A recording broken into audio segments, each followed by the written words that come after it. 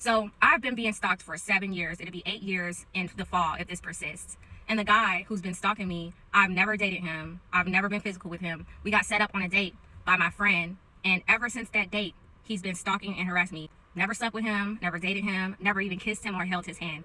He has fixed his eyes on me and has decided to dedicate his life to stalking me. Despite being married and having 4 children with his wife, I am a victim of his sick, twisted fantasy. So last year, he decided to act as though he was going to delete my account, right? So I went to the police and I got a IPO against him. So we go to court, and in court, I really got to hear how deluded this man actually is. I've been in contact with his older brother, and I've learned some things about what he has been telling his family over the last 7 years, because obviously this has been a problem for me. I found out who his family was, and I reached out to his family, I reached out to his wife, and nobody has gotten back with me except for his mother-in-law and his older brother. And his older brother is the only person in his family who had any lick of sense at all to say, this is not right. His story is not adding up compared to what she's saying. So before I went to the police, I spoke on the phone with his brother for about 2 hours talking about the situation. And his brother told me that this man has told him that we live together, that we have a child together. I don't have any children. That I live with him in Texas and all type of stuff. I'm the bitter baby mama. So his whole side of his family believes that I'm reaching out to them because I'm his bitter baby mama, which that's why I say his brother's the only person with sense, because if any of his family members checked my Facebook page or any of my social media pages, you would see that I'm a childless woman and I don't live in Texas. It's very easy.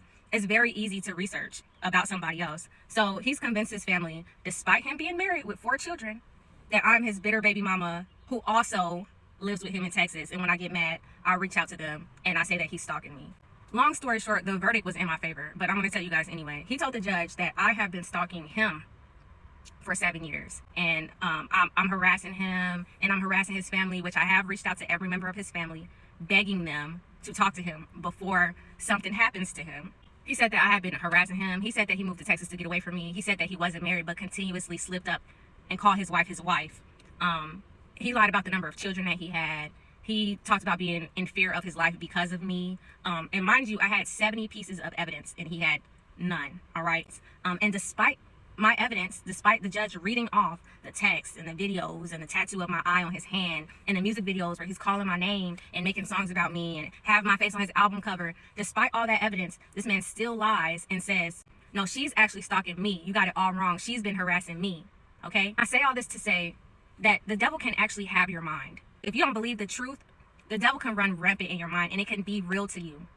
I genuinely believe that he believes some of, if not all of, whatever he's telling people, because he's saying it with so much conviction. He told his brother with so much